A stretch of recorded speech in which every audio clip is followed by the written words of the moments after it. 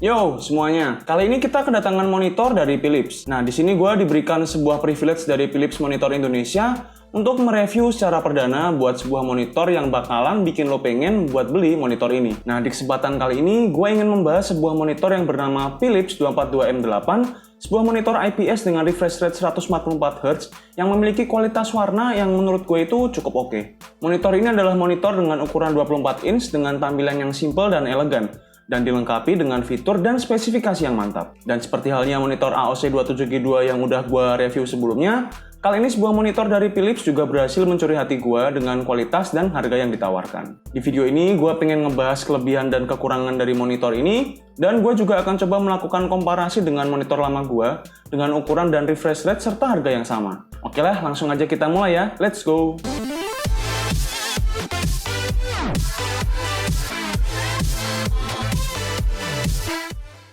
Nah, jadi monitor ini tuh bisa dibilang monitor yang sangat cocok buat main game maupun untuk melakukan pekerjaan kreatif seperti desain dan editing. Dengan ukuran 24 inch, monitor ini tuh nggak terlalu banyak makan tempat dan pas banget buat dipasangkan dengan PC yang lo pakai saat ini. Nah, secara desain, monitor ini memiliki desain yang simple dan elegan, dan juga monitor ini memiliki bezel yang bisa dibilang cukup tipis dan bakal mantap kalau dipakai buat multi monitor setup. Gua akan coba bahas satu persatu mengenai monitor ini ya. Dan gua akan mulai dari penampakan luarnya dulu. Gua akan mulai dari kaki dan leher monitor.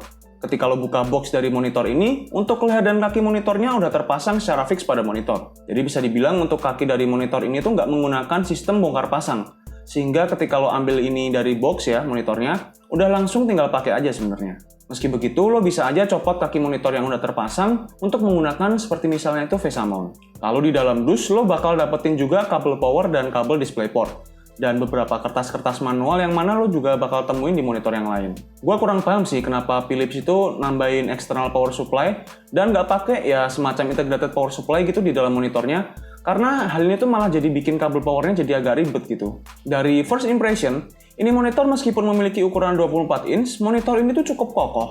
Dan meski menggunakan bahan plastik, tapi monitor ini sangat terasa padat. Nah lalu, kalau kita lihat di belakang layar, monitor ini dilengkapi dengan audio out jack, lalu ada VGA, HDMI, dan DisplayPort. Jadi lo bisa bebas pilih mau pakai port yang mana untuk dicolok ke PC lo. Meski gue secara personal itu merekomendasikan untuk menggunakan DisplayPort untuk mendapatkan performa yang maksimal. Nah lalu di bawah monitor ini ada 5 tombol yang bisa lo gunakan untuk akses OSD dan melakukan navigasi ketika lo menggunakan navigasi pada OSD monitor ini. Jadi di monitor ini nggak pakai mekanisme joystick untuk mengakses sistem OSD-nya. Nah, sedangkan untuk OSD-nya sendiri cukup sederhana dan terlihat sangat simpel. Monitor Philips ini memiliki sebuah fitur yang cukup keren yang mana menjadi fitur utama dari monitor ini, yaitu Smart Image. Smart Image itu sebetulnya pada dasarnya adalah semacam color profile yang bisa lo pilih, dan beberapa dari color profile bawaan dari monitor ini sih nggak terlihat terlalu bagus. Tapi ada satu color profile yang sangat cocok dengan mata gua, dan menurut gua juga patut lo gunakan. Dan itu adalah Gamer 2 Color Profile. Color Profile ini seenggaknya di mata gua memiliki sebuah ketajaman dan akurasi warna yang cukup bagus. Nah, tapi ini sebetulnya lebih ke selera sih. Lo bisa juga pakai Color Profile yang standar atau yang biasa. Tapi seenggaknya Gamer 2 ini adalah Color Profile yang cocok di mata gua. Oke, sekarang coba kita lihat di bagian depannya. Nah, seperti yang tadi udah gua bilang, monitor ini tuh punya bezel yang cukup tipis pada sisi kiri, atas, dan kanan. Tapi untuk bagian bawahnya memang masih cukup tebal ya. Ini wajar sih karena dipakai Philips untuk pasang logonya di monitor ini. Lalu monitor ini memiliki ukuran layar 23,8 inch atau ya bisa kita bulatkan jadi 24. Monitor ini memiliki aspek rasio 16:9 dan memiliki resolusi maksimal 1920x1080 dan memiliki densitas pixel sebesar 93 ppi. Monitor ini memiliki 144 Hz refresh rate dengan 1 millisecond response time yang memberikan pengalaman mantap ketika lo gunakan untuk bermain game dan nonton film. Oh ya, monitor ini juga dilengkapi dengan Premium FreeSync yang akan membuat pengalaman lo ketika bermain game kompetitif seperti misalnya itu game FPS dan sejenisnya dapat menjadi semakin nyaman dan menyenangkan. Nah, buat lo yang penasaran apa bedanya FreeSync dan Premium FreeSync, kurang lebih gambar ini dapat memberikan sedikit komparasi mengenai perbedaan antara FreeSync, FreeSync Premium, dan FreeSync Premium Pro. Monitor ini memiliki tingkat kecerahan 250 nits dan gamut warna NTSC 111% dan sRGB 127%, yang mana akan memberikan pengalaman visual yang oke dan memberikan akurasi warna yang tepat ketika lo gunakan untuk aktivitas visual, terlebih designing maupun editing. Nah, kurang lebih itu adalah fitur-fitur dan spesifikasi dari monitor ini. Nah, sekarang gue akan coba sharing gimana pengalaman gue ketika gue menggunakan monitor ini. Secara overall, gue sangat terkesan dengan monitor 24 inch dari Philips ini. Mulai dari akurasi warna, monitor ini tuh cukup akurat ketika kita berbicara soal warna. Dan ini sangat berdampak pada beberapa aktivitas seperti desain dan editing. Karena dengan kelas monitor 24 inch seperti ini, monitor Philips ini dapat memberikan sebuah akurasi warna dengan harga yang bisa dibilang sangat masuk akal. Terlebih jika kita mengingat bahwa monitor ini tuh menggunakan teknologi IPS panel dan memiliki refresh rate 144 Hz. Nah di sini, gue akan coba compare monitor ini dengan monitor 24 inch gue yang satunya, yang memiliki price point yang sama, yaitu Armageddon Pixel Plus Extreme XC24HD Curve. Seperti yang bisa lo lihat di sini, untuk kualitas warna dari kedua monitor ini tuh sangat berbeda. Ya emang sih untuk monitor Armageddon ini tuh menggunakan VA panel. Dan memang untuk MSRP dari monitor Philips ini memang sedikit lebih mahal ya, sekitar 200 ribuan lah. Karena monitor ini akan dibanderol di harga 2,5 sampai 2,6 jutaan. Sedangkan untuk monitor Armageddon dibanderol di harga 2,5 jutaan kurang dikit. Tapi poin gue itu adalah justru pada price point yang sama, Philips berhasil memberikan sebuah racikan monitor IPS panel yang kaya fitur dan memiliki akurasi warna yang lebih akurat dibanding monitor singkatnya. Emang untuk case Armageddon, gue bisa dapetin sebuah monitor curve di sini.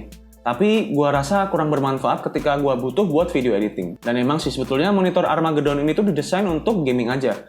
Tapi kalau gue disuruh milih, gue tetap akan milih Philips 242 M8 ini. Kenapa? Karena oke, kita misal ngomongin buat gaming ya. Monitor ini tuh juga oke banget buat gaming. Monitor ini punya refresh rate 144 Hz dan juga malah memiliki response time yang lebih mantap yaitu di 1 millisecond. Sedangkan untuk Armageddon masih berada pada angka response time 4 millisecond. Lalu balik lagi ke warna, jelas pengalaman bermain game akan lebih mantap karena warna yang dihasilkan oleh Philips 242 M8 ini lebih akurat dan lebar, sehingga gambar yang kita lihat ketika bermain game juga akan lebih bagus. Oke, pada monitor Armageddon mereka menawarkan sebuah fitur HDR yang mana nggak ada pada monitor Philips ini. Tapi kalau lo udah cobain HDR pada monitor Armageddon yang gue mention di sini, asli lo bakal kecewa parah. Karena gue nggak bisa sebut itu sebagai HDR malahan. Kacau parah warnanya, semberawut. Buat notes aja, monitor Armageddon yang gue pakai di sini tuh bukan sampel ya, melainkan monitor yang bener-bener gue beli sendiri. Jadi nggak ada alasan buat gue untuk jelek-jelekin ini monitor, atau dengan kata lain gue ngomong apa adanya. Jadi udah jelas sih buat monitor Philips ini bakalan bikin geger pasaran monitor yang udah ada sekarang. Karena fitur dan spesifikasi yang diberikan oleh monitor ini bisa dibilang gila. Dan memang pengalaman gue ketika menggunakan monitor ini tuh bisa dibilang cukup memuaskan dari segala aspek yang gue butuhin di sini. Jadi gue secara pribadi bisa merekomendasikan monitor ini buat lo beli nantinya. Oh ya, saat ini sih monitor ini masih belum masuk di pasar Indonesia. Tapi gue udah dikabarin oleh orang Philips bahwa monitor ini tuh bakal masuk di Indonesia di bulan Juli sampai Agustus. Jadi pastiin lo pantengin terus marketplace yang lo sering pakai, karena gue ngerasa monitor ini bakal jadi kacang goreng banget. Nah oke, segitu aja review yang ingin gue sampaikan ke lo semua. Semoga aja review ini bisa bermanfaat buat lo semua dan dapat memberikan sebuah referensi yang membantu. Buat lo nih yang tertarik dengan berita terbaru dan terupdate seputar teknologi, gue sangat menyarankan lo untuk subscribe dan tekan tombol lonceng semisal lo belum lakuin itu, supaya kedepannya lo bisa dapetin update terbaru dari gue secara real time ketika ada posting video terbaru. Oke lah, sampai jumpa lagi di video gue yang selanjutnya. Bye-bye. Terima kasih telah menonton video ini. Kalau kalian merasa video ini berguna buat kalian, jangan lupa untuk subscribe channel gue ya. Thank you.